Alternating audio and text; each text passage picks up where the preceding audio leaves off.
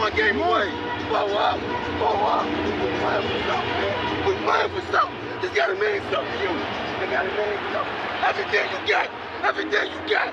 Let's finish this. Do it, fellas. Let's go. Let's do it, fellas. Finish 2, 3. 1, 2, 3. You ready to make history? Come on now. Yeah. You know, there's these two words. And when I say them, people get goosebumps because they know what happens next. So without further ado, Free smoke. look. Scared cause I'm drowning in silence with bad thoughts. These days I don't have nothing to say, man, the bag talks. I put in headphones on my driver. Pull up to the spot and give a good dick and Godiva. I can't lie, I'm uninspired. No more pillow talking about nonsense. I only stick around to put some band-aids on my conscience. I don't know why I feel so bad, nigga. That's what we do, no foundation. We don't build no more, we just screw. Half a bottle of Henny, girl, I'm going with the wind. The same niggas say they happy for me, ain't want me to win. So I'm done on my friends. Don't need help popping Coronas and reminiscing. I just call up Big Bro J and say it's time for venting. If I live forever, I hold this hate for some centuries. You don't know how much I have you doing what it meant to me, but motherfuck all that. I don't even offer up the time to make the call back. Stupid Lodo, if they don't get the picture now, man, I crop them out of the photo. I can't relate to my peers. Been doing this shit for years. I'm motivated by fears. I took the wheel and I steer. My sound not dictated by fuck boys in Atlanta. Stay gifted like this album was ghost written by Santa. Boss forever like they decided to throw me under slammer. Every song's a hit like they picture me underhanders. I could drop 1,000,000 songs, but they never gon' understand us. Soapbox sermons for niggas never giving chances. Fight our whole lives to get these weak ass advances. Work twice as hard for the shit that they getting handed. And this ain't even nothing we chose, nigga, we branded. Still can't tell why all of these niggas mad at me. I'm trying to get 100 so I can put my team on salary. Give it all to the art, man, I turn my life to a gallery. Man, damn, what a fucked up masterpiece. 1,100 shots and I swear, man, I felt them all. If we ain't even good on our blocks, man, who can we call? Pre-decline state of mind, we broke crabs in the barrel. Got us fighting our folk, man, this shit just a life of peril. Winning has a price. And leadership has a price. That's another root of human struggle, worrying about other people's perceptions about who you are. Like, why would you ever care about that, you know? And I think that I fell victim to that in my past, of worrying about things that I can't control.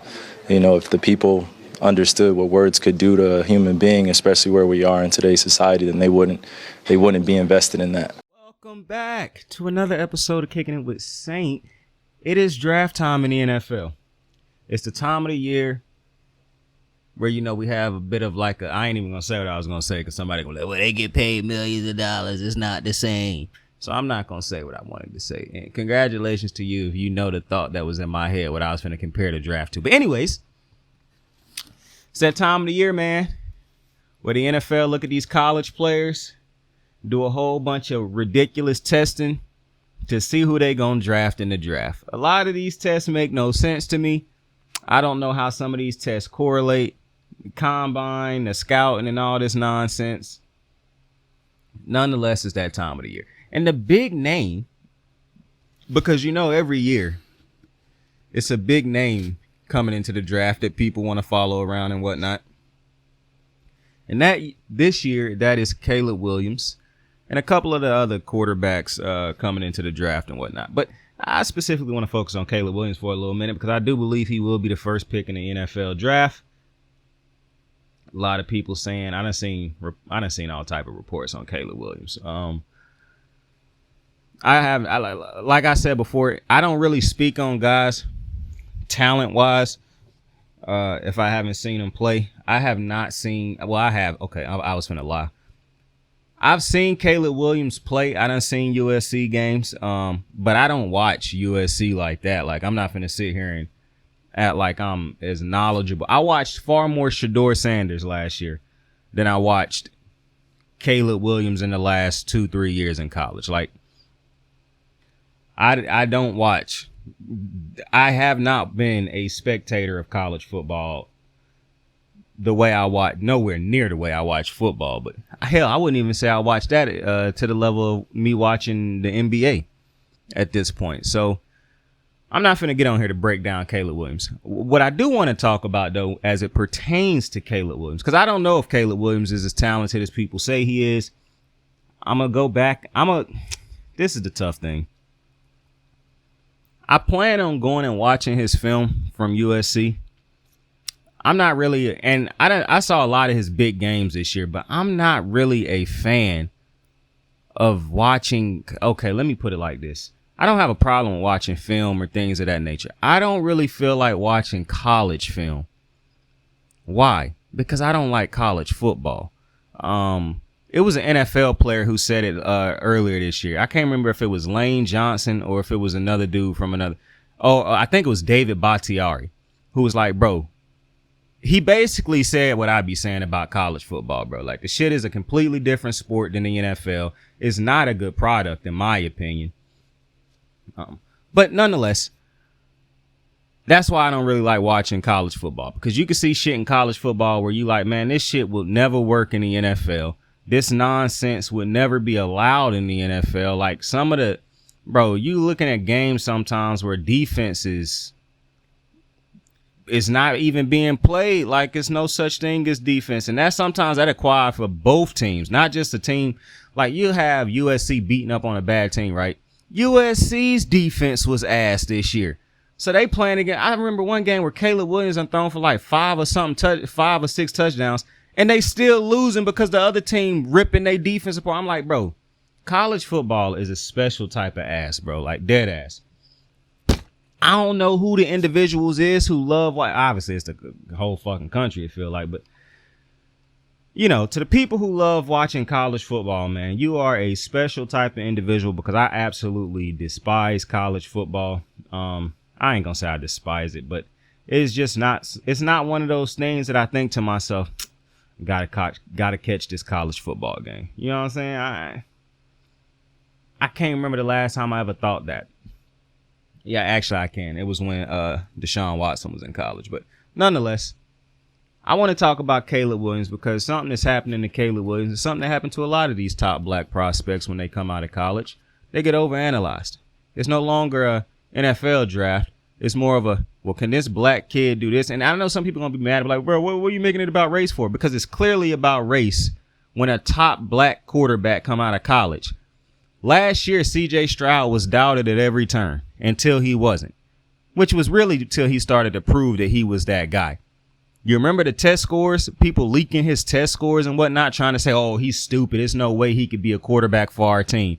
Lamar Jackson was a Heisman winning quarterback coming out of college. He fell all the way to 31 because people say he can't throw the ball. He couldn't be operate an offense in the NFL. He ain't nothing but a 2-time MVP, unanimous MVP at this point in his career, but that's none. But, you know, I already done said too much about Lamar Jackson. But then you go to Deshaun Watson, who had a prolific career in college football. He slipped in the draft, and a white dude, Trubisky, at North Carolina, who did not face the type of scrutiny that Deshaun Watson faced coming out of college. You got to remember this before the allegations. People doubting Deshaun Watson coming out of college have all these questions about him. Where was the questions about Carson Wentz, who didn't put up the type of numbers or have the college career that Deshaun Watson or any of these African-American quarterbacks I'm finna name had? Joe Burrow literally has never been questioned. Joe Burrow had mega talent in college his last year. Did you see what he did before he got to LSU with that talent? I never saw that be questioned about Joe Burrow. You just took it off of face value. It's funny how when Joe Burrow win in college, he can come into the NFL and it's a rightful first pick. Deshaun Watson can do what he did in college, and he can fall all the way to the Texans in the first round and watch Mitchell Trubisky, who did not play close to the way that Deshaun Watson played. Not only did he not play at the level of Deshaun Watson, he barely played enough games at all compared to what Deshaun Watson played. And he was taken before Deshaun Watson. You look at a guy like Daniel Jones. He was drafted high in the draft to the Giants. Now, I know it's going to be easy for people to be like, well, you know, these is bad organizations drafting these players. I don't give a fuck about that. That's literally what we are talking about. It's bad organizations, bad GMs. This stigma of black quarterbacks can't get it done the way a white quarterback can. And please don't kill me with it. Well, you know, Saint, he really should throw the ball at the comp. Why? Joe Burrow didn't throw. Peyton Manning didn't throw. Andrew Luck didn't throw. But for some reason, these African-American quarterbacks feel like either they got to throw or they're going to be heavily. Now, Lamar Jackson, I really feel bad for his whole draft process. I wouldn't wish that on no player, because clearly he was going through a process the whole time of wickedness. People just wanting him to switch to receiver and running back because they had no. It's really a sick thing that he had to deal with. And I was watching somebody talk about the draft process the other day and how much they absolutely despise the draft process. Matter of fact, I was watching the NBA. I think Draymond was talking about the NBA draft process. And I'm trying to remember the player who was talking about the NFL draft. Both hated the process of being drafted. And I can only imagine what that draft process is like if you're not a guaranteed top pick in the draft. Like if you don't know for a fact you going at a certain number and whatnot. But imagine what these African-American quarterbacks having to go through. You see what Caleb Williams going through already this year. I done seen him be heavily scrutinized at every single turn. He crying in college when they lose. Oh, he got to stop that crying because you can't cry in the NFL. I see motherfuckers in the NFL crying all the time. What are you talking about? Like, oh, you shouldn't be crying after a loss. You can't do that in the NFL. I see motherfuckers crying after wins, bro. What are you talking about? So you can cry after a celebratory moment, but you can't cry when you wanted to win so bad that emotionally is eating at you. Like, some of y'all motherfuckers say some of the stupidest shit I ever seen. But I was looking at Caleb Williams and the questions that was being asked to him. And obviously one of the things going around Twitter is how some fantasy dude, I don't know how the NFL decided to give out credentials, bro. That's why we should understand that one day I might be credentialed and be able to ask these guys far better questions. But I'm watching this dude ask Caleb Williams, is he scared to compete because he wouldn't throw it pro day or whatever. And I'm so confused. And not pro day, actually. I think it was at the combine. And I'm so baffled by a question like that, because some people will be like, well, that's a great question. It's a bold question. The only people who think that is ignorant white people, bro. Because that's the only people who I done seen support it. And even then, that's why I say ignorant white people, because I haven't seen all white. I done seen white people go at this dude like crazy. So I'm not killing the white community. And I'm pretty sure there's some ignorant black people out there doing it too. But go on Twitter. That's not the majority of the people going at Caleb Williams. I don't understand this easily. White people, at some point in time, bro, y'all gonna have to understand. It's just it's ununderstandable how you hate black people or any other race for the skin tone. And you use your disdain for their skin tone to use that as a basis for everything you hate about them. Like, you nitpick everything they do because your real issue is just that they are black. And if you just came out and said that, that would make so many things easier. Probably not for you, but for everybody else, bro. Because there's some morons who get caught in this web of defending motherfuckers like the dude who asked a question to Caleb Williams. And it's like, some of these dudes who be defending y'all actually truly do mean they are not racist. They ain't mean. They really just be wanting to protect people because they like, you should be able to ask blunt questions. All along, this motherfucker not even realizing he really defending a bad person, an evil person.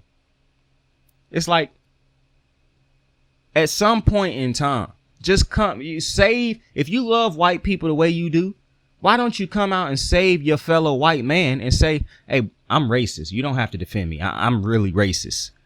So that we can move on with this thing, bro. Because really, you getting your fellow white man catching strays because of you.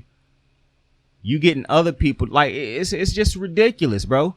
So just come out and say you're racist, that you have a problem with black people. You don't think a black man can play the quarterback position the way it should be played, even though Patrick Mahomes is in the league. And we can move on. Because at this point in time, bro, this is why I always say athletes is far better people than me. Because if I'm Caleb Williams and you ask me that question, and I already know I'm finna be drafted, I already know my talent level, and I'm finna change my family's life. I'm looking you right in your face and telling you to go suck a dick or eat a dick and fuck out my face with that stupid ass question.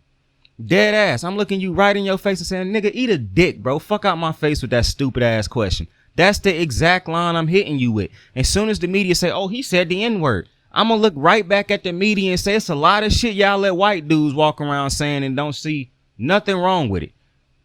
Nobody saw a problem with this motherfucker asking me that goofy ass question.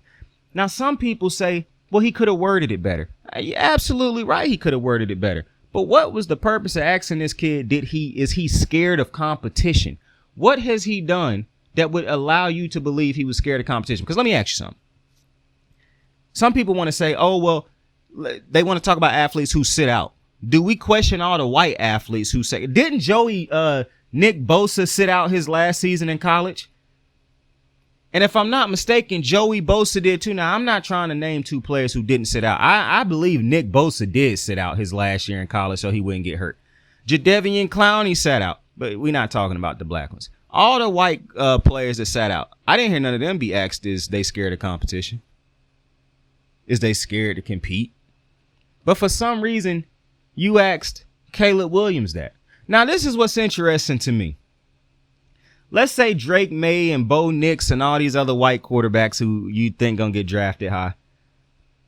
Why weren't they asked those questions? And let me ask you why I'm asking why they weren't asked the question. Because if you can find a way to in your mind make sense of asking Caleb Williams that question, well, why don't we ask Drake May that? He went to UNC. When the last time UNC been a highly competitive college team going against the top-ranked college teams, bro? Is he scared of competition? Now, I understand he playing the ACC with Florida State. But is he scared of competition? Why he didn't go to a top school like Alabama or something like that to compete against the other top schools? Is he scared of competition? Like, it's a confusing thing to me that at this point you punishing athletes for being a black athlete for being great at their craft and choosing to make the decisions that they are allowed to make in the positions they are put in. But you don't say shit when a white athlete make the same decisions. Like I said, people killing this kid right now because he didn't want to throw. Drake May didn't throw. Drake May did not have the college career that Caleb Williams just had. He is not the prospect that Caleb Williams is. I don't see people bugging about him throwing. And he probably need to throw. Now, granted, I don't really think anybody needs to throw at pro day or at the combine. I think it's a waste of time either way. Because what are you going to learn that you shouldn't have already seen as far as an arm talent type of thing from the college film? It's not a lot of shit that I be caring about when you, as far as like, you can figure this out by looking at the film. However, my guy, if you can't watch a college quarterback throw the football around and understand how good or bad, now that's a completely different story if they just running a bunch of screens in college, bro. But even then, most people would say he don't got the greatest arm. You know, they didn't really throw the ball down the field. Like J.J. McCarthy, I think is his name, the one for Michigan. That's not a great arm. And I could figure that out by just watching him play in college and throwing the ball around. Like, so I'm not really a fan of the pro day. I'm not a fan of the whole process of the combine, to be completely honest with you. I understand why I guess they have it there, but I don't really see, when I really think about it, I think that that's a waste of time, especially considering dudes done got hurt at the combine. You got these dudes running and racing for you for what? They running the 40 for what? Like, I personally feel like a lot of the combine is for the theatrics, and I understand it's the NFL, so theatrics is everything for them. But I'm really not a fan of it. That's why I have no problem when players come out and don't participate in different things in the combine.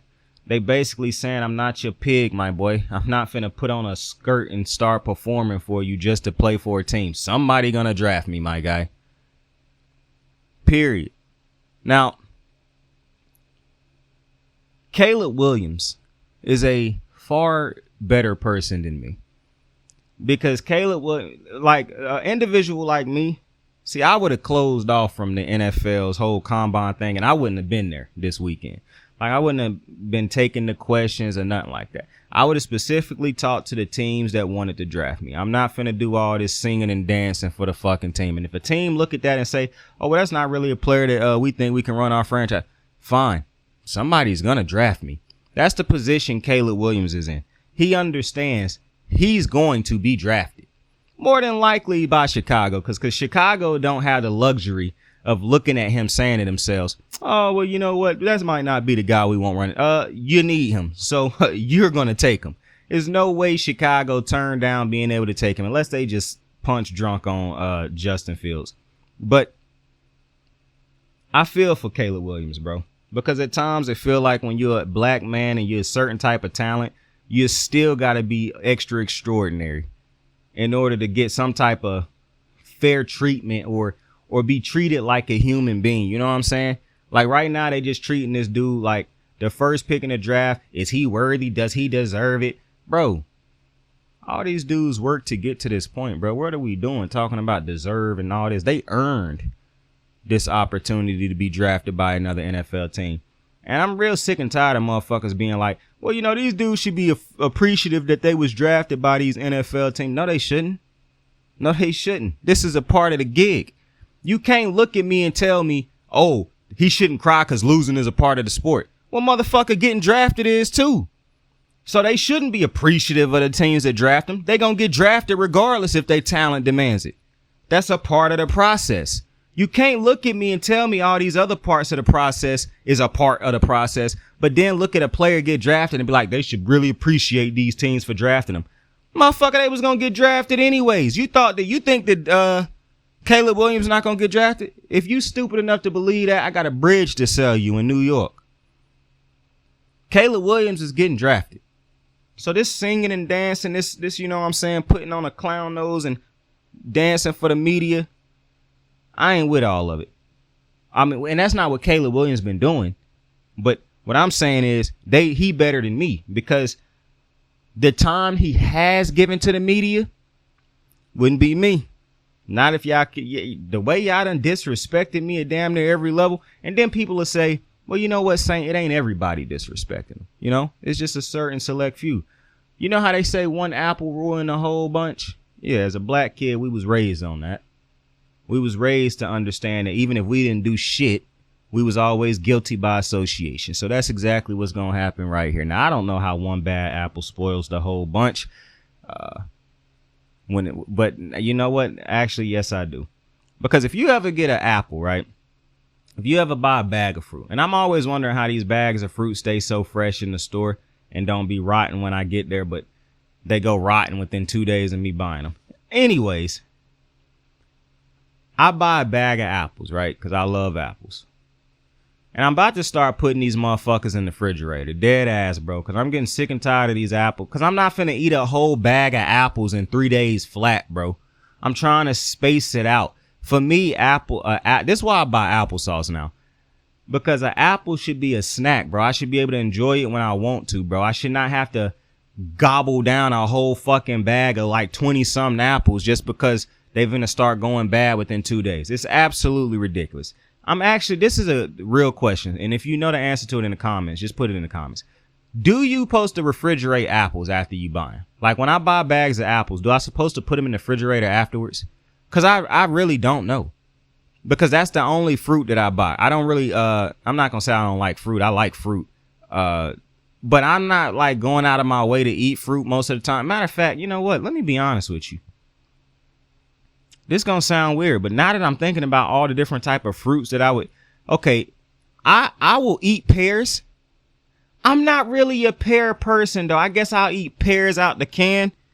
Like growing up, I ate pears in school and shit. You know, I eat shit like pears. Bro, I saw this clip on Twitter, bro, and this shit is hilarious. This shit got me in tears.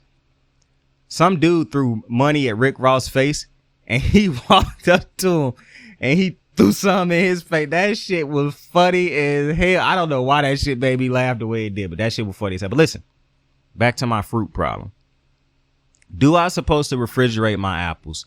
I never buy the red apples. I think you'll square if you eat red apples. Red apples is the only apple I don't indulge in. I'm more of a Fiji apple or the honeydew apples or whatever they call. Like I eat a lot of the soft, sweet apples. I eat the green apples here and there. It ain't nothing wrong with those green apples. I just don't think they taste as good as like some of the multicolor apples. The honeysuckle, whatever fuck they call honey something apples. They don't really taste as good as the Fiji apples taste to me. Like to me, the Fiji apples is by far the best apples. And I believe the Fiji ones is the apples, that because both of them, the honey ones and the honey ones is they multicolored, but they more so a yellowish type of color. The Fiji ones is also multicolored. It's really hard to describe both of them, bro. You just got to be eating them to understand what your boy talking about. But I fuck with apples heavy. But applesauce, that's what I'm on now. But I don't eat blueberries, but I love blueberry waffles. Artificial blueberry waffles. I like blueberry anything, long as it's artificial blueberries. I don't actually like real blueberries. I like the blueberry taste. You know what I'm saying? So if you feed me some blueberry waffles and they got legit blueberries, bro, I remember when I went to this camp one time and they was serving us breakfast, and the breakfast that it wasn't like a camp, bro. It was like, okay, well, actually, you know what? It was a day camp, not a camp. Okay, so some camps you stay in overnight, bro, and it's like a week-long thing. I done went to camps where I leave on Sunday, get there on Monday, leave Friday night or Saturday morning. It's leave Saturday morning. The camp never ruined our Friday night by having us pack up and leave on a Friday night. That'd just be crazy. But but I also done been to camps where it's just you come that day and it's like a 4-hour thing. You come again tomorrow, 4-hour thing. But it's not like a overnight thing. So that's what I'm saying when I'm talking about camps. But I went to a camp. I went to a day camp, the second version of the camp I talk about. And they was serving us breakfast that day because we got there early. They was serving us breakfast, and they served us breakfast and lunch. They had Chick-fil-A catered to us for lunch, and they served us Chick-fil-A for lunch, and they served us for breakfast. What was I think they just made the breakfast. I don't think anything was catered for breakfast. They just straight up made breakfast. The breakfast that but they had a bar in the breakfast that was like the bakery. You see this shit a lot if you go to like hotels or something like that, or if you go to like what do they call them? Like buffets or whatever, IHOP and shit. Like I don't, bro. Go to Biscuitville, cause I love Biscuitville. They always got, and I always call these shits honey buns, but they not honey buns. They just look like honey buns. But what they are is cinnamon rolls. They make these fire ass cinnamon rolls. They all type of muffins and shit sitting up there in the counter. It's like a bakery. You know, some people for breakfast gotta have that muffin or whatnot. I don't never eat muffins for breakfast. That's like I don't think I ate a muffin for breakfast since I was in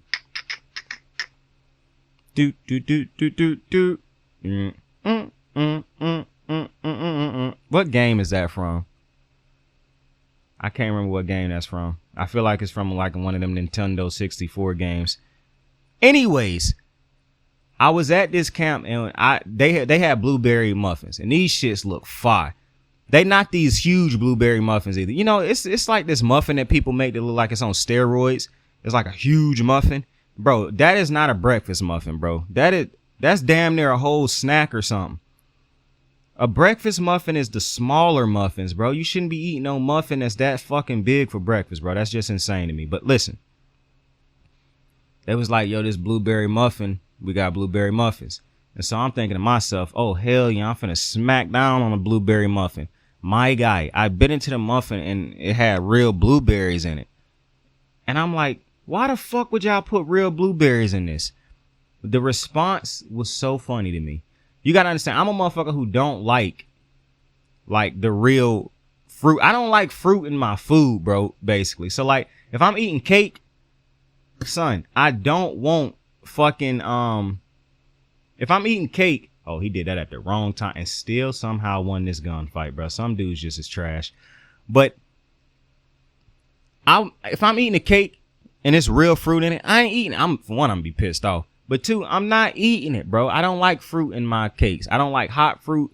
I don't like none of that. So I'm eating this muffin and I'm chewing into this blueberry and I'm complaining about it. And I have somebody say, bruh, you mad because it was a real blueberry in it? I said, yeah, my boy, I just want the blue dots, just the blue dots, not the real blueberry. He say, man, you fucking insane. And I don't remember that to this day. A lot of people like to act like they're getting caught off guard when I tell them I prefer the artificial flavors of things. But that's just how it goes with me. But listen, we done got so far off topic. But listen, we got to finish this blueberry conversation. So I'm not eating blueberries, the real things. I don't like strawberries. I eat some strawberry flavored things. Like I said, once again, cannot have the actual fruit in it. But I'm not really a strawberry fan. I don't like cherries at all. I don't like the flavor of cherries. I don't like the taste of cherries. One of my problems is some fruit textures I just don't like. And I'm going to be honest with y'all, bro. Sometimes fruit flavors just taste better than the fruit, even if that's not how the fruit flavor really tastes, even if that's not how the fruit really tastes. So, like, I love guava flavored shit. You think I know what the fuck a guava tastes like, bro? That don't even sound like a real fucking fruit. A guava. Like, bro, it should be called like a guava melon or something, but that's neither here nor there. You think I know what that shit tastes like? Fuck no. I know what a guava lemonade tastes like, though. That shit be thumping. I went to McAllister's one time. I don't even fucking eat McAllister's, bro. I don't eat delis. Unless it's one of them hood delis that actually serve hot food and shit. Because most delis don't serve hot food, and I don't eat cold sandwiches and shit like that. That's just weird to me. But it's like, it remind me of when you used to go to a school field trip and they bring out them nasty ass hoagies, bro. Cold ass hoagies with some milk. And like, bro, imagine today go getting a hoagie or going to make yourself a sandwich and washing it down with some fucking milk. I don't think we realize how psychotic the lunchroom is in school today, bro. For one, with so many people being lactose intolerant, bro, it's not really other options for you to get a drink except for you gotta pay for something else. They don't even got fucking water in the when I was in school, we did not have water. Like, you couldn't just get a water instead of getting milk. And all the other shit you had to pay for. Like, we had them Sobe life drinks when I was in middle school and shit. You had to pay for those. If you wanted a Gatorade, you had to pay for that. If you wanted anything aside from fucking milk, mind you, some motherfuckers had to pay for school lunch. Now, why on God's green fucking earth would anybody have to pay for that bullshit lunch that we was eating throughout elementary school and middle school and high school? Now, in middle school, you could get a pizza or a burger every single day. Or you could just get the different type of lunches they make every day. However, here's the thing. You're going to either get a nasty fucking piece of pizza, which I don't know how they decided to make these pizzas, because the fact that they couldn't make a good tasting pizza was just, insane. But aside from that, when you think about, bro, this is insanity with this dude. Oh, never mind. That was pretty smart. But when you think about the nasty ass pizza that you could choose from every day, you could also choose from a soy burger, basically a fake hamburger every day. And my black ass was in the cafeteria every day eating a soy burger and french fry. Now, the french fries was fire. Granted, after we, I think it was my last year in middle school when they switched the french fries from fried french fries to like crinkly baked fries, bro.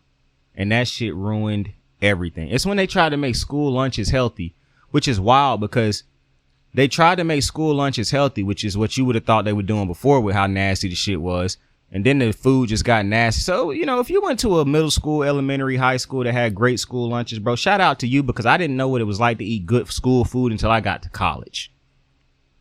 When I got to university, like them motherfuckers in the UK. Hey, bro, people in the UK just call college university. They don't even fucking call it a name or nothing like that, bro. I'd be like, yo, what college did, like, what's the name of your I went to university. Like, okay, I understand you went to university, but what was the name of your university? Like, I'm not understanding. Like, every time I see somebody from the UK, from London, talk about like them going to university, I'm like, yo, I wonder what's the name of the university that you see how I fucked up that time. I'm wondering what's the name of the university that they went to, and they never say it.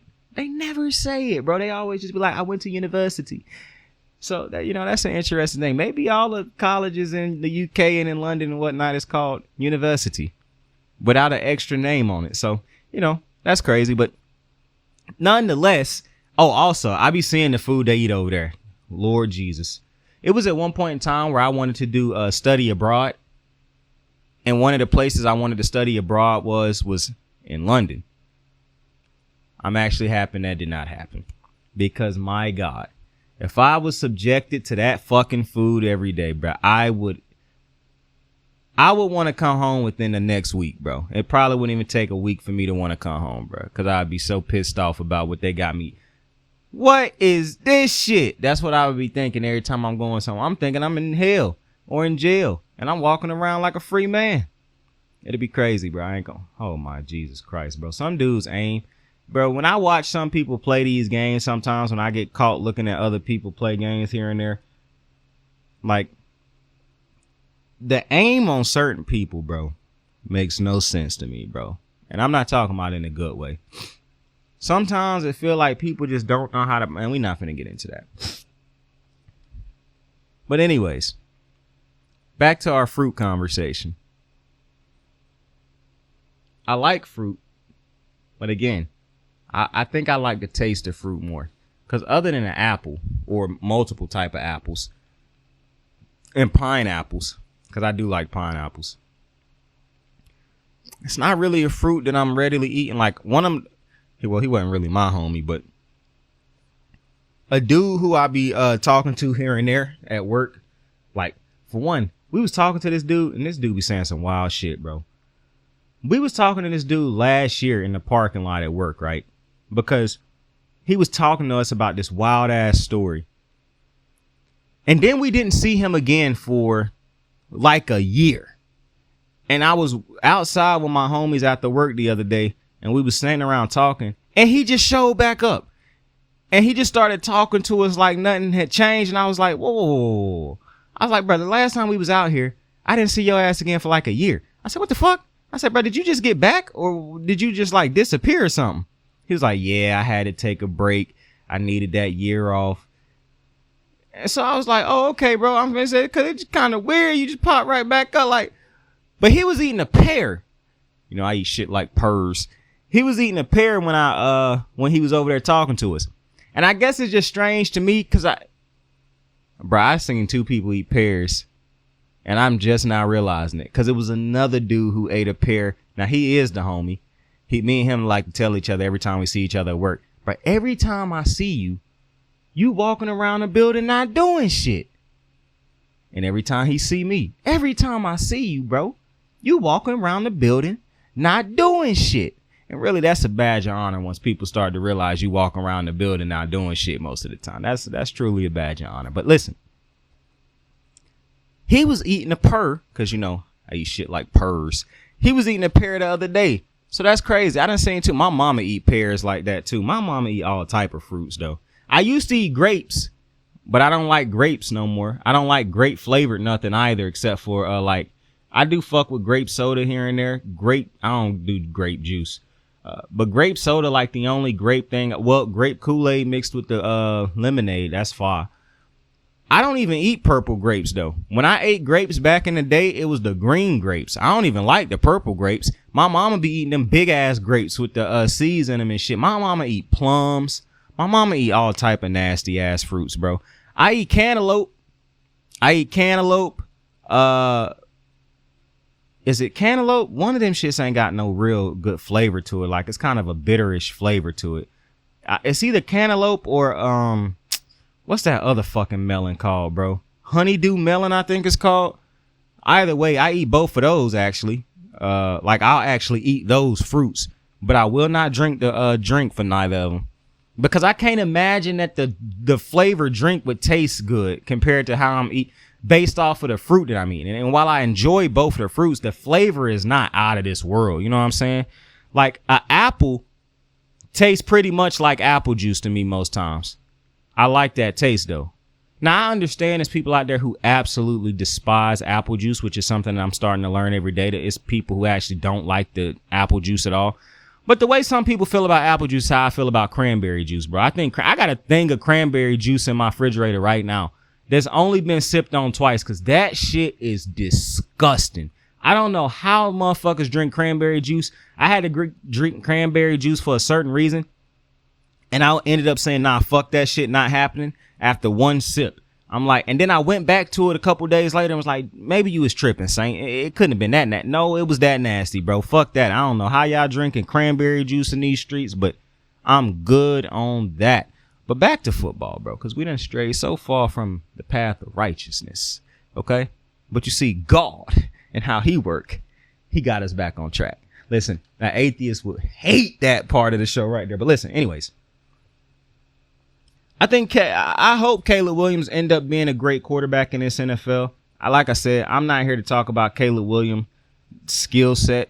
I'm just talking about the process of which Caleb Williams is dealing with, which is not new to Caleb Williams. Lamar Jackson had to deal with it. Deshaun Watson had to deal with it. Really, any African-American quarterback in the last couple years done had to deal with it, regardless of how good they were in college, how good they were projected to be. None of them was clearly projected to be better than their white counterparts in their draft class. I think this is like one of the few quarterbacks that's projected in recent memory that I can remember, because I know people will be like Deshaun Watson, bro. They literally thought Mitchell Trubisky was going to be better than Deshaun Watson. I did not forget that, how they was talking about Deshaun in that draft.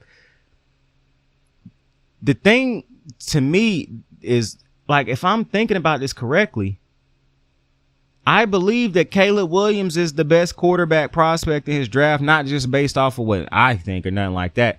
I haven't heard the media consistently put another white quarterback over him. Now, I have heard different white media members talk crazy about him.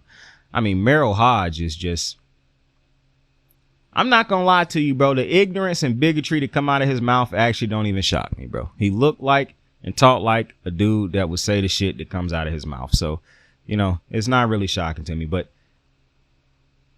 good luck to Caleb Williams. And like I say, most of the time when it comes to an African-American athlete that's this young, because that's a thing that people forget, these dudes is young, still developing in life. I hope with mental health being something that people keep saying they care about, but clearly showing on an everyday basis that that's actually something they do not care about, unless it's their mental health we're talking about. Because they'll attack other people's mental health problems until it's them. Then there's like, oh man, my mental health broke because people went, okay. What I hope is that Caleb Williams remains himself throughout this. I hope his support system around him is phenomenal, because this about to be a hell of a process. And it won't stop, especially if you get drafted to the Chicago Bears. So I hope that he got a strong support system. Like, I remember when they said his family was saying stuff, and I was looking at the Pat McAfee show talk about how, you know, I mean, come on, dude, and things like that. And I'm like, bro, y'all do not have this same type of vitriol and same type of vocal reactions for these white quarterbacks, bro. Y'all just don't. White athletes can say anything, and y'all white dudes gonna be like, oh, he's a good guy. I like that type of guy. I need him on my team. But then a black dude follow it up with the same shit, and it's his character. Oh, I don't know if he a good, like, a leader or not. And that shit is obviously, I understand that the media don't give a fuck about how other black people look at this shit and how it's portrayed in our view, in our eyes. I understand that the media and ESPN and these networks think only white people watch these shows, so they only care about appeasing white people. That's why you never hear race talk on these shows unless it comes from a black person who got nothing to lose because he can talk about anything he wants to, like a Stephen A. Smith. I just watched somebody run through two mines that wasn't theirs and did not die. So you tell me what's up. But nonetheless, I'm hoping Caleb Williams got a strong support system. I'm hoping his support system got a strong support system. I just don't want him to lose his mental and lose himself in the midst of dealing with the ignorance that is the media. I mean, he gonna get it from all ways. I mean, the things that I done see, they done tried to tear this kid down, and he ain't played a snap in the NFL yet. So I hope he one of those people who only pay attention to the good things that's said about him, but it's very hard to do that. Like I always say, you should only pay attention to the things, the positive, because you weigh yourself down and you really, you really hurt your own self and make your mental worse when you only pay attention to the negative. But I done said it before. Do you understand how hard it is when you are a certain type of person at a certain type of level to ignore negative comments? Kevin Durant is not getting 100 negative comments a day.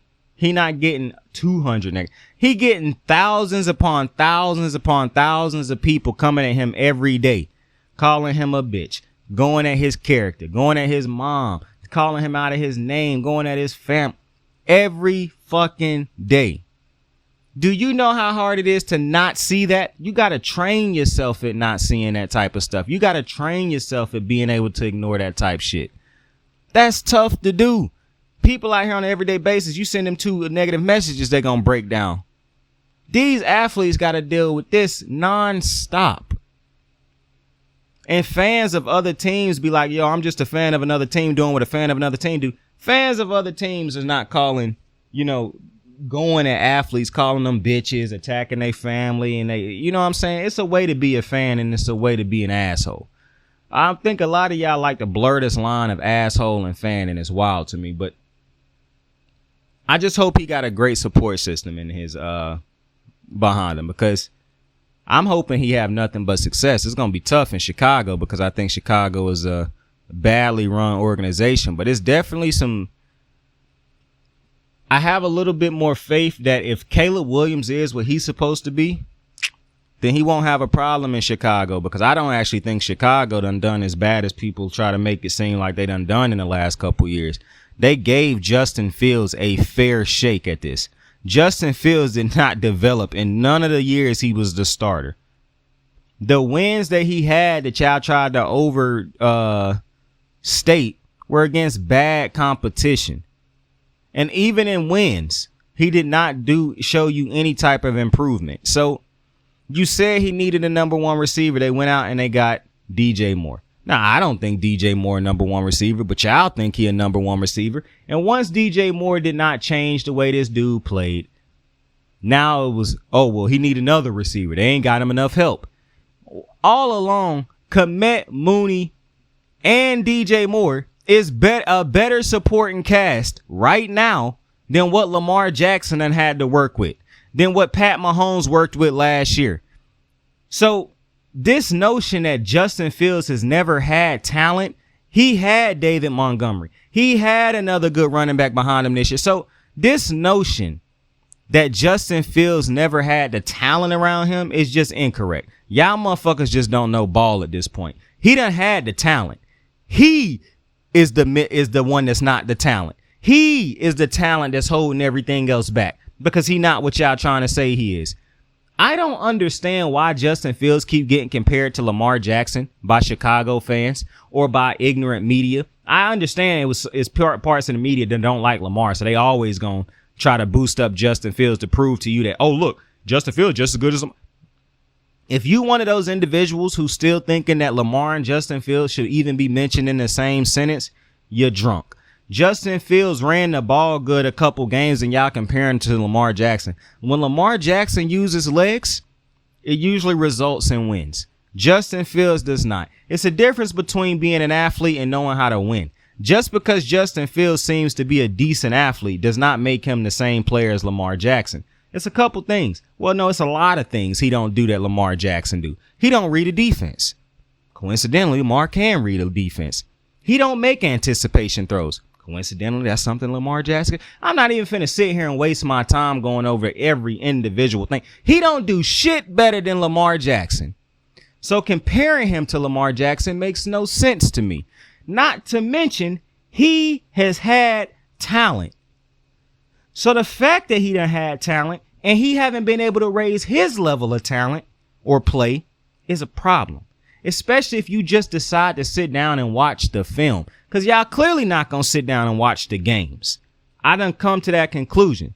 Because I'm sitting down watching the games and I'm looking at motherfuckers get on TV and tell me that the Bears doing Justin Fields a disservice. And I'm like, hell, if you believe that, then you should believe they both doing each other a disservice. Because it's no way that you think Justin Fields is being held back by... Like, y'all really thought that these coordinators was going out there every week calling the game plan?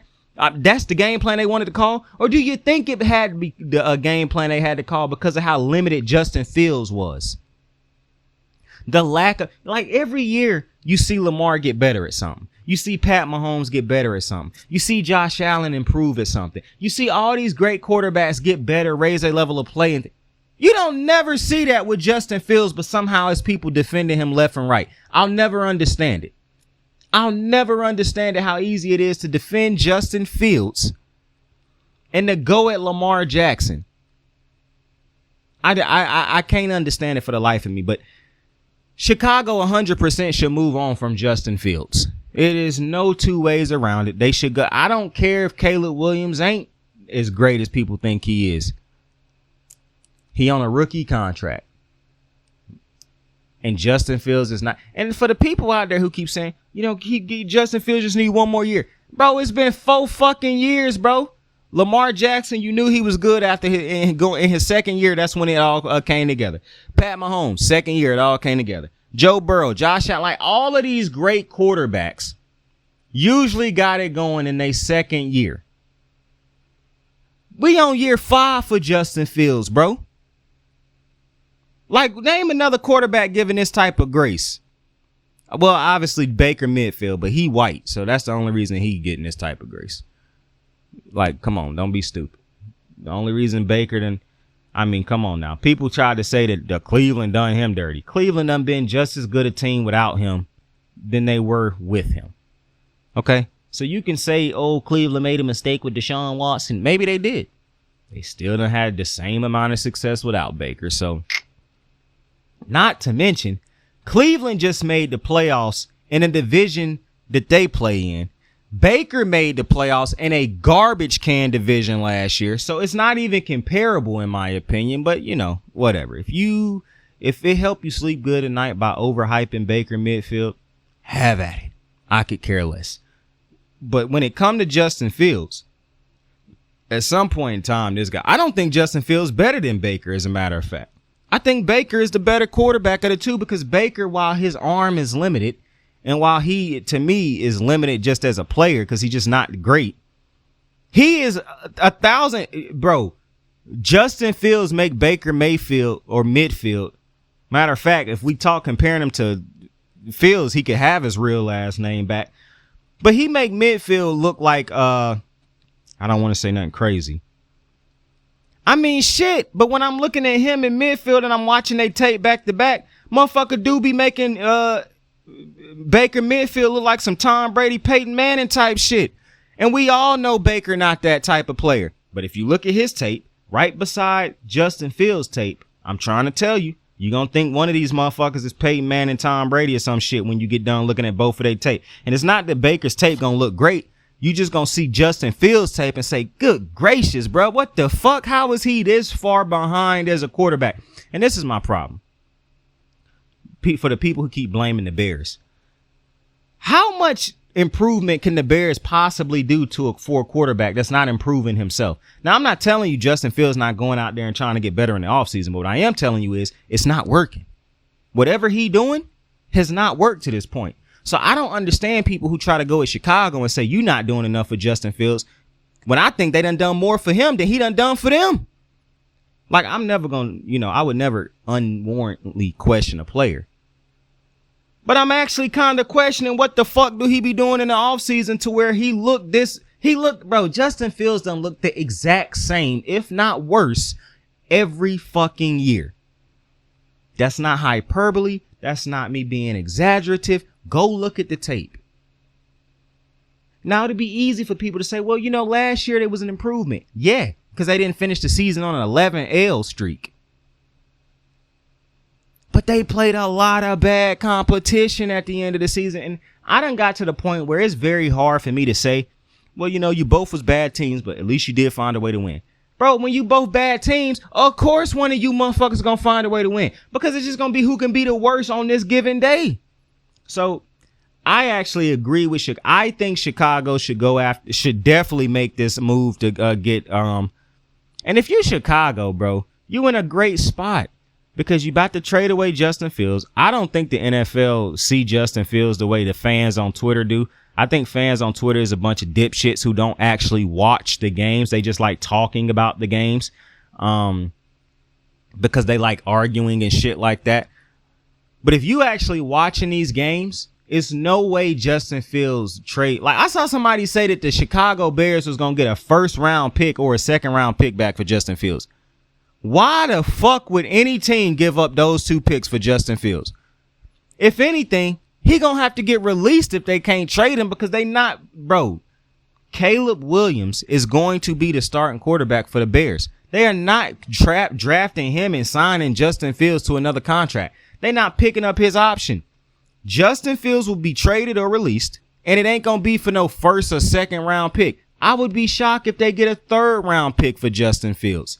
If a team is stupid enough to trade away a first round pick or a second round pick for Justin Fields, I can almost guarantee you that team is going to be a team that's perennially ass. Because it's no way that you look at that film and say, this is worthy of a first, second round pick. And with the situation that the Bears is in, if you think this motherfucker's worth a first round pick that they would be trading him or having to go get another quarterback, that's not how this shit works, fam. Listen, and I'm not here to kill Justin Fields, bro, but I just think the way that they support him on Twitter and the way they try to compare him to dudes like Lamar, Vic, Mahomes, or any quarterback who can slightly run or can run is crazy, especially when you consider the best part of Justin Fields' game is running. And you do it, bro. Justin Fields would drop back and read the field for a half a second before he took off sometimes. Now, people talk about all the time how you want your quarterback to be able to read the field. All the negative shit that Twitter like to try to say about Lamar Jackson applies to Justin Fields. How this motherfucker done got away with being a below average quarterback, and I'm talking about far below average, and nobody criticizing him for it or going at him the way they try to go at Lamar? Insanity, bro. Absolute insanity. Because if you look at this Justin Fields tape, you're going to stop and say to yourself, why have I been defending this? This is terrible tape. But, you know, have at it. But Chicago will definitely. Now, after they trade him away, I'm seeing that a lot of people saying that Atlanta should get him just because he's from Atlanta.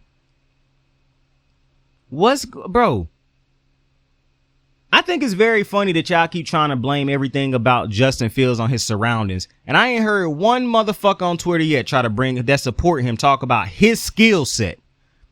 The fact that it's a lot of shit in the pass game he can't do and that he has not improved on yet. Shady said it. I say it. Every time somebody criticizes the man, we call haters. All I'm asking is, if you say you like quarterbacks or you think you know what a good quarterback is, how the fuck can you keep defending Justin Fields? It don't make no sense because he ain't shown you nothing that would tell you that he is even a good quarterback, a okay quarterback, a decent quarterback. The film tell you he's not a good quarterback. But niggas hop on Twitter talking about oh yeah, he just as good as Lamar. No, he ain't.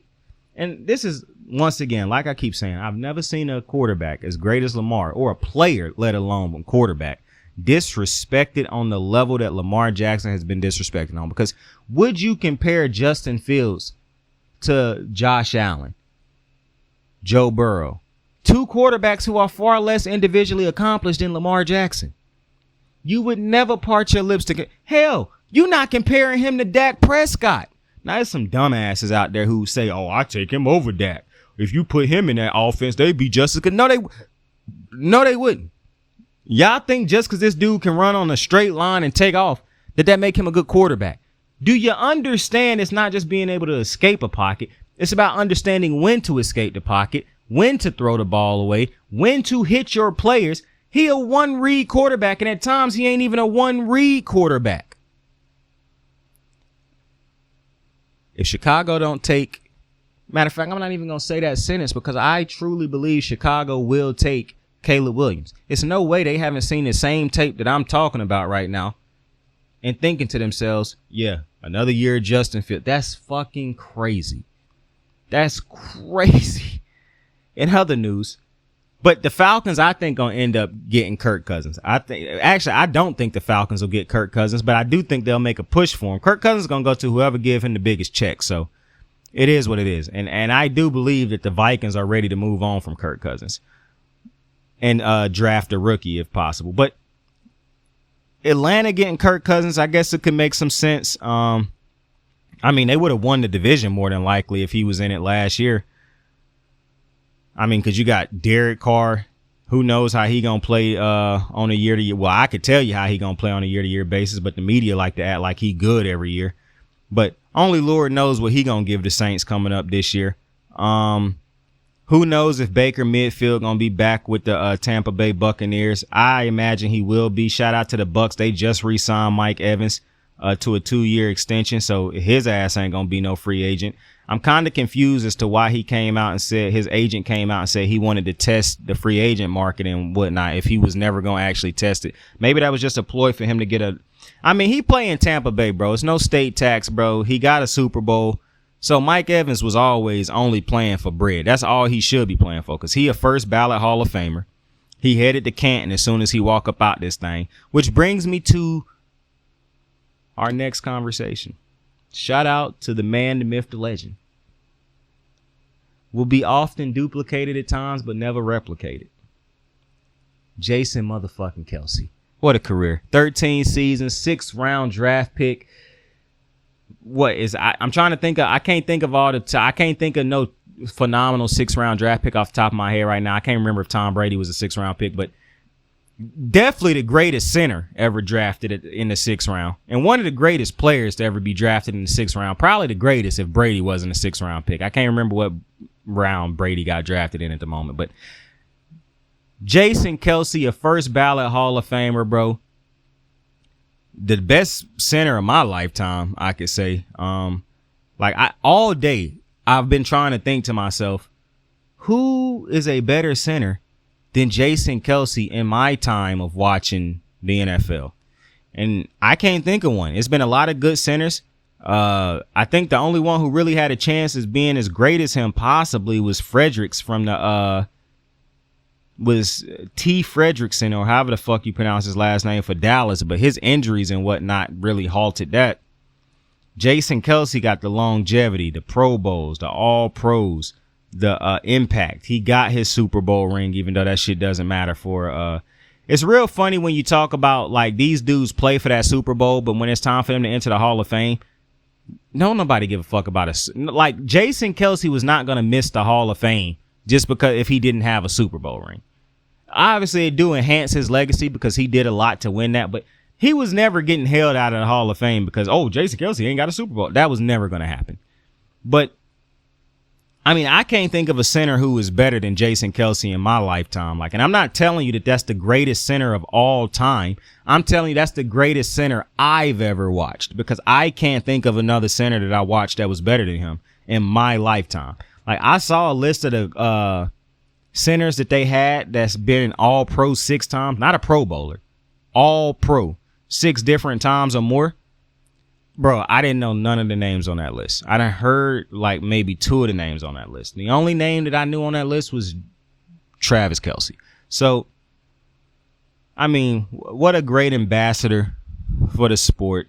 What a great dude. I done caught some of the episodes of the New Heights podcast with his brother Travis. You remember the parade speech he gave, how drunk he was at the parade for the Eagles winning the Super Bowl, bringing the first Super Bowl to Philadelphia. Travis Kelce is a stud. Jason Kelce is a stud.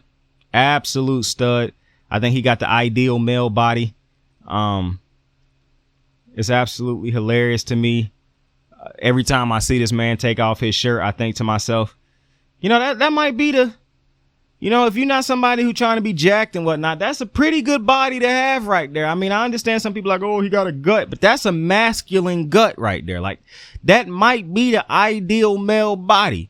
You see a male body like Jason Kelce, you say to yourself, that man lifting some weights, he eating good, he's a pretty strong dude, family man, protects it, you know what I'm saying? And a beautiful speech he gave today, talking about how important it is for a child to have a father present in their lifetime. Because I agree, bro.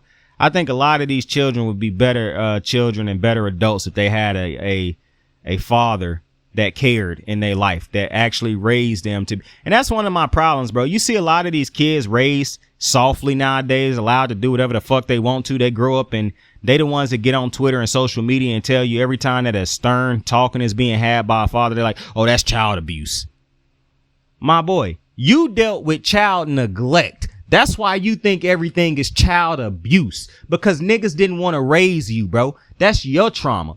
You get that fixed. But every time you see a present father in his child's life that love his child and want to actually raise him with some discipline so he can be a good human being, so he basically can be everything that you not, don't try to yell child abuse, my boy. Go get your child neglect dealt with. You go do your healing from that, and maybe you'll understand that a lot of these people in life that you think is good people, they was raised by good parents.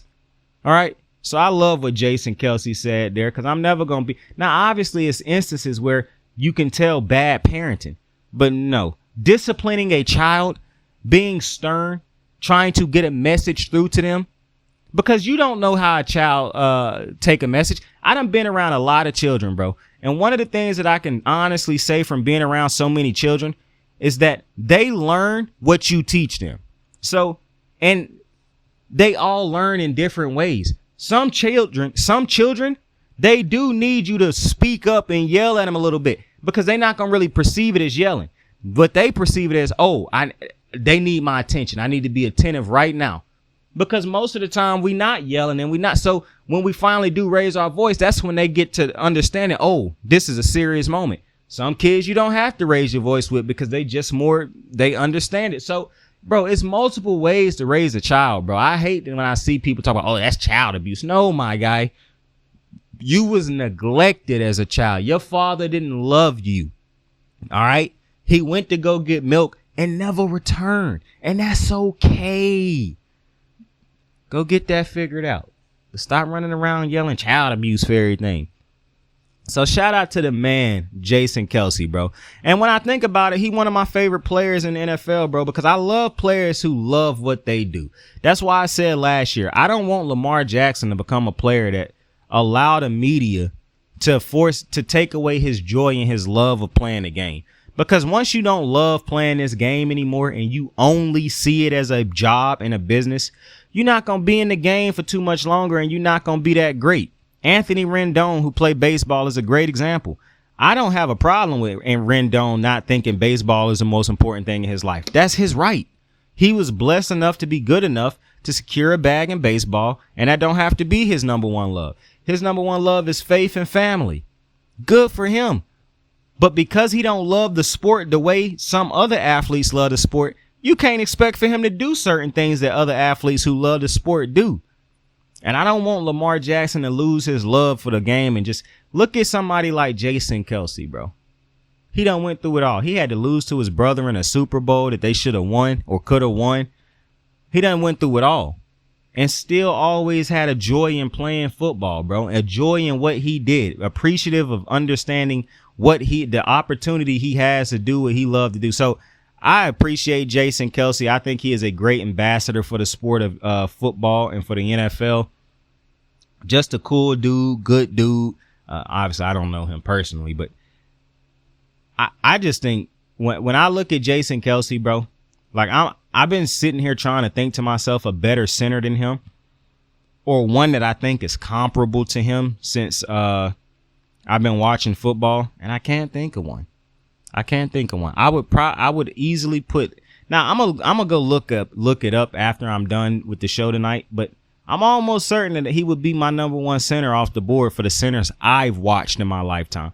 I don't like using players who I didn't watch, not even necessarily that I didn't watch. Players who so old it was no shot that I watched them and I don't hear too much about them.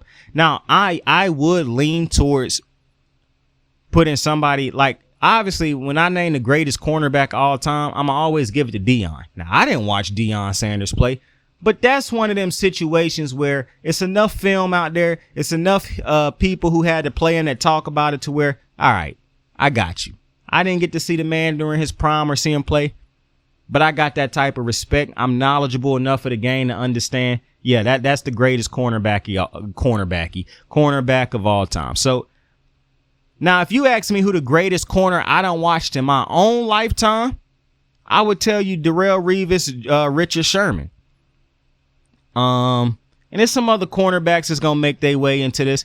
A lot of people won't really be in love with my top cornerbacks because some of my top corners is guys who people probably don't think is great corners, but I'm telling you, no, they probably didn't have as much recognition as certain corners. But if you go look at the film, when they was healthy, it was very hard to do anything to them. Like, one of the best corners who I think was just robbed of his greatness because of injuries is Jimmy Smith for the Ravens. Every year he was at his best, he was a lockdown corner every year. He had the speed, the height, the range, the IQ.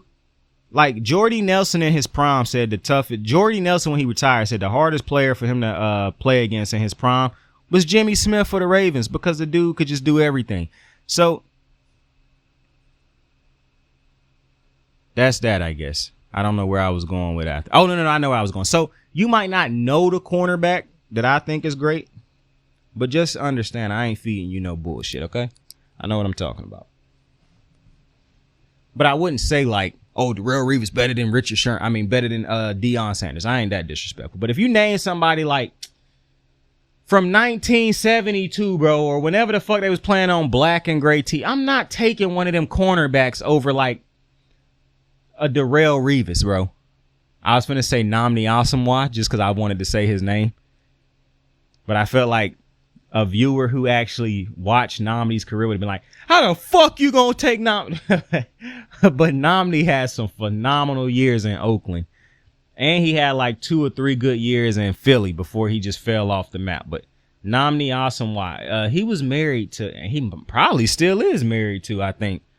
No, he married to one of them black was it Kerry Washington? Bro, I could not remember who Nnamdi Asomugha was married to. I'm about to look it up. Nnamdi Asomugha was married to, I can't remember who he was married to, but it was, what a name, first off.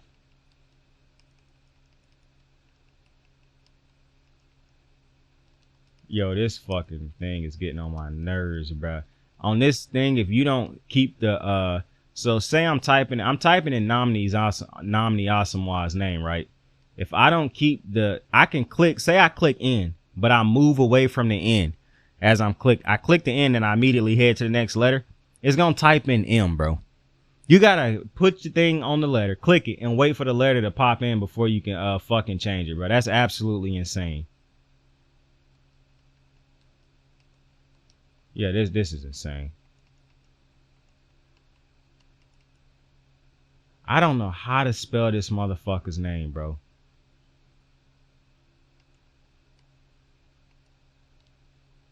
N-N-A-M. Bro, this dude got the craziest I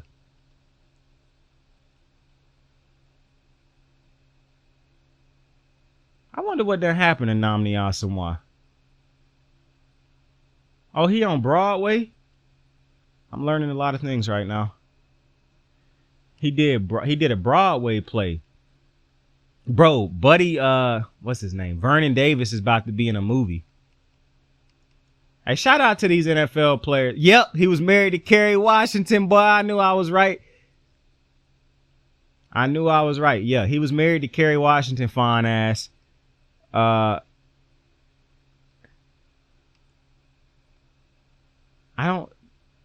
don't know if they still married or not.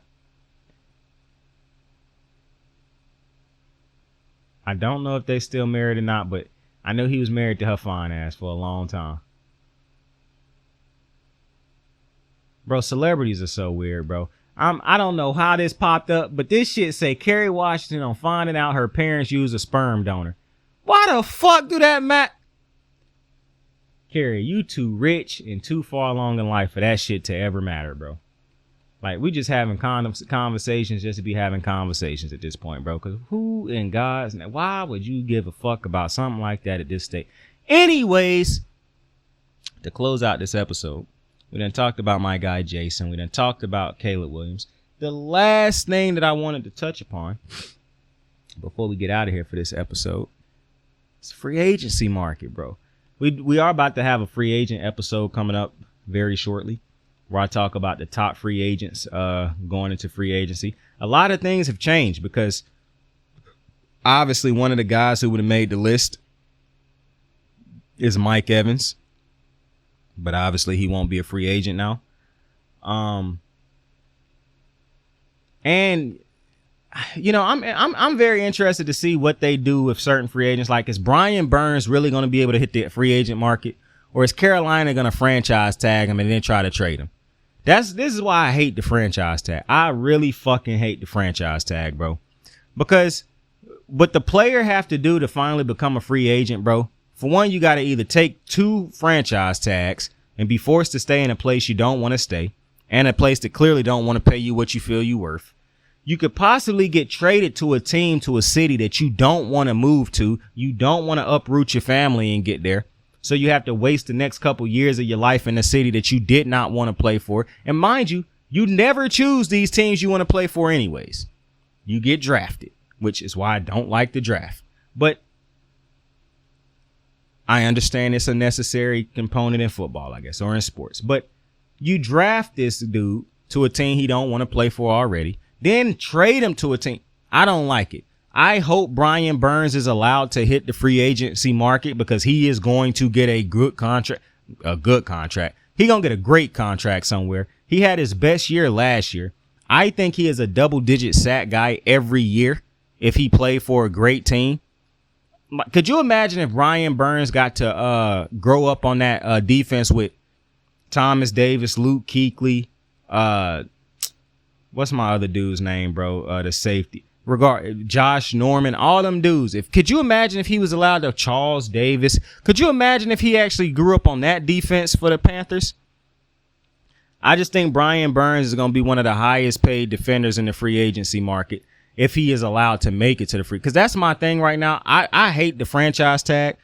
I did not think that the Bengals would franchise tag T. Higgins, because financially it's just stupid to do. Now, I was talking to somebody the other day, and I had to let them know that I'm not a dumbass. Because the motherfucker basically was like, are you stupid? Who else do they have to sign where they wouldn't have used that on him? And I said to them, I understand that the Bengals don't have anybody else that's coming up that's a free agent that you would use a tag on other than T. Higgins. I get that. But why the fuck would I want to tag T. Higgins and waste? Because T. Higgins is not going to take. The only reason you bring T. Higgins back if you the Bengals is so that you hope his value is diminished this next year, so you can get him to sign a deal far less than what he's worth, and you try to convince him that the market will not give you what you think you're going to go get in the free agency market. I hope T. Higgins and his agent don't fold for this. I really think they should try to hold out and get traded, because the teams will go trade for T. Higgins. And he will have unlike some dudes who get traded, actually Brian Burns could have it too. They can dictate where they get traded, because they can just keep saying, I'm not going to re-sign there, and you just going to have to give me that franchise tag again, which you can't give it to me again after I done took it once. So, like, Kirk Cousins can't be franchise tagged, I don't believe, because he done received 2 of them in his career. I think after you done got franchise tagged twice, you can't be franchise tagged again. I think. Maybe that's for the same team can't franchise tag you more than twice. But nonetheless, this is why I like the way the Ravens do business at times. While I criticize the Ravens for a lot of things, the Ravens is not finna franchise tag a motherfucker who they already know, bro, we can replace him, bro. It's no point of killing. And plus, I love what Ozzy said a long time ago. We're not going to stop you from making your money, bro. You play this game for a certain amount of time. If you think you can go get paid, bro, go make your money. Ozzy done said that out his own mouth, that he do not get mad when guys go get paid what they worth. I love an individual like, maybe that's why I fuck with Ozzy. Because it take a real individual to understand that players don't play this game for a long time. We not going to pay you what you want, what you worth this year or next year. So why would we franchise tag you and have you possibly miss out on a payday because you don't have the season that you just had? That's ignorant. That is so fucking ignorant. And that's why I hate the fucking franchise tag. Because essentially what the franchise tag is there to do is not to keep a player that you don't want to pay. Because if you don't want to pay that player this year, you're not going to want to pay the motherfucker next year. Essentially what the franchise tag is there to do is to force you to stay and to hope you have a down year so that the team, can capitalize on that. And I understand fans are stupid, so they're not going to understand none of that. They happy when they dudes get franchise tag. But franchise tag and T. Higgins makes no fucking sense. Because all you just did was stifle his ability to go make a big contract, knowing you're not going to, because they're not going to give T. Higgins the contract he can get on the open market, because they know they got to pay that to Jamar Chase. And you're not going to pay Jamar Chase, Joe Burrow, and T. Higgins top money at their positions. It's just stupid. You can't do it. And how many more contract cuts do you think Joe Mixon gonna take before he just go take a better contract elsewhere? Now, I'm not telling you Joe Mixon can go get paid a big For one, Joe Mixon probably ain't even going nowhere. He done let the Bengals hold him his whole career.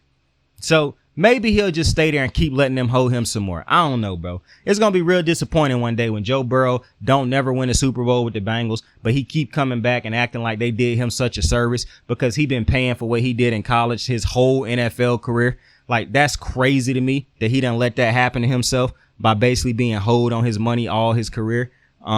Not only do he get hold on contracts, he ain't been used the way Joe Mixon should be used in his career. Joe Mixon would easily be a top running back in this league if he was playing for a team that actually used him the way he should be used, but it's just not going to never happen. So I feel for T. Higgins because I know he's not happy about getting franchise tagged. A lot of motherfuckers going to say, well, he get to play with Joe Burrow and a chance to win a Super Bowl. My boy, I don't know how many times I'm going to have to tell you motherfuckers this. You care about winning the Super Bowl because there's no money attached to it for you unless you gambling or something.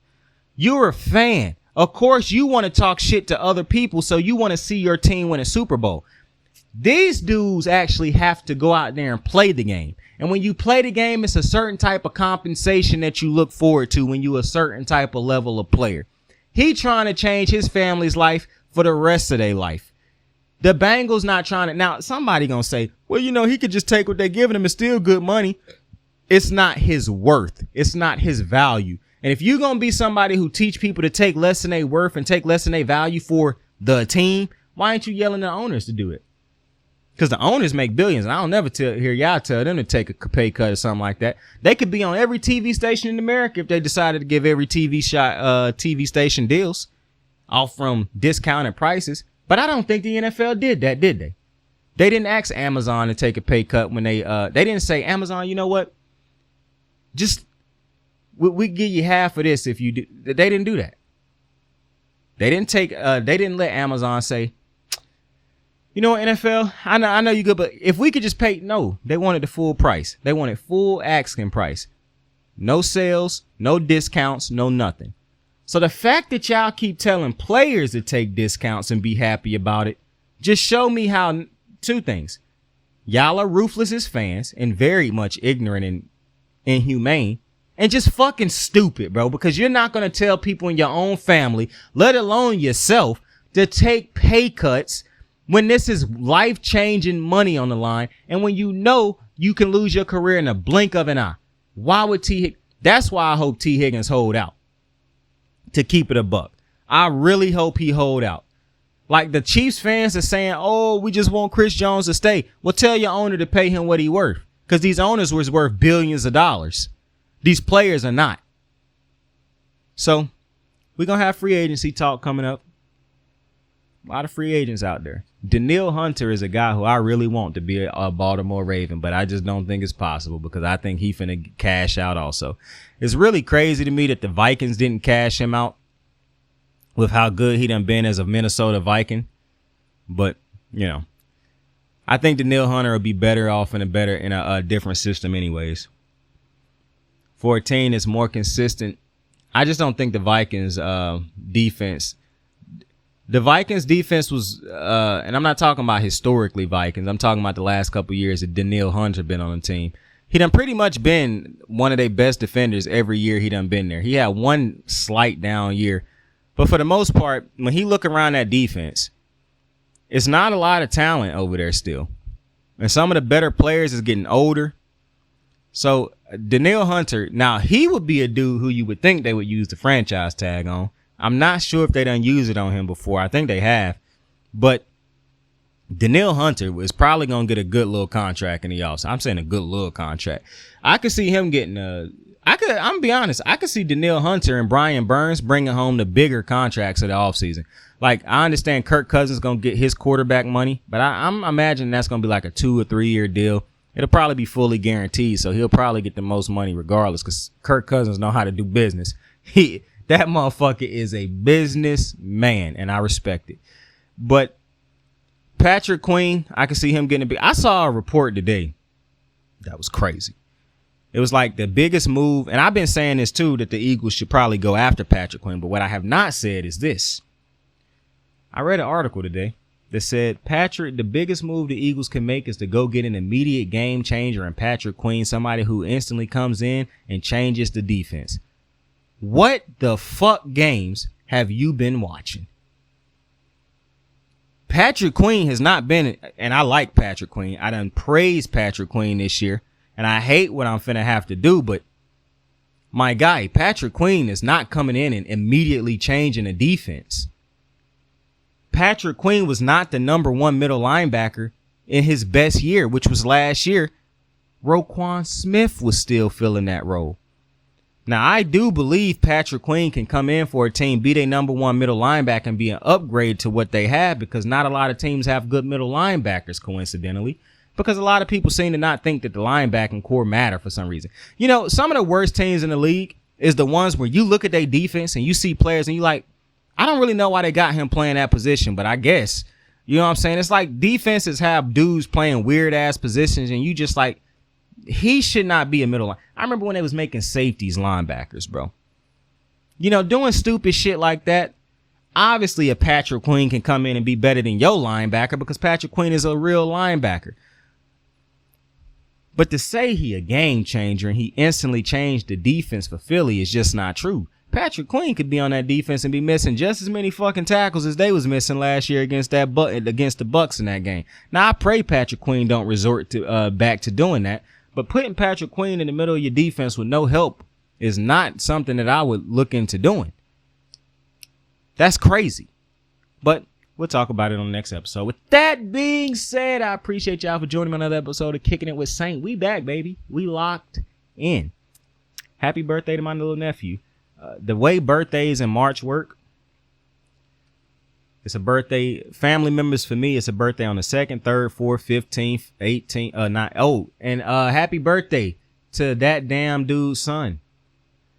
My guy. He said, y'all motherfucking Pisces, bro. I'm going to tell you what's funny, bro. I never pay attention to me because my sister a Pisces too. Her birthday is at the back end of February. I never think about zodiac signs or nothing like that. But every time I'm reading up stuff on Pisces, I'm like, well, I guess somebody know what they talking about, man. Because some of this shit do be making sense sometimes, bruh. You know what I'm saying? Some of this shit do be making sense. But I'm not a zodiac sign type of dude. As a matter of fact, I hear a female say something about, what's your sign? I'm probably going to talk some shit. It's not probably. I'm definitely going to talk some shit. But with that being said, I appreciate y'all for joining me on the episode of Kicking It with Saint. The family, we back. We back, baby. On the road to growing once again. We're trying to get to 100 subscribers. So like, share, subscribe. Tell somebody about us. I appreciate y'all. I truly do, man. Because I can't do it without y'all. So like, subscribe, share. I fuck with you. I love you. Saint out. I have fought the good fight, and I have finished the race. I have kept the faith. Well, I fought a good fight. I have finished my football race. And after 18 years, it's time. God bless all of you, and God bless football. I got the moves like hot sauce. Lil' mama taking the top off. I'm laying down getting topped off. After this, she know she getting knocked off. I know she loving the money, so I keep on thumbing and thumbing. She say she horny when she taking shots, so I keep them coming and coming. Now I'm putting dick in her tummy. Scoop her up like I'm raking her something. You would think shawty red track, the way that she running and running. You getting dumber and dumber. You out here chasing the bone. After she finished from giving me dome, the Uber is taking her home. Tight.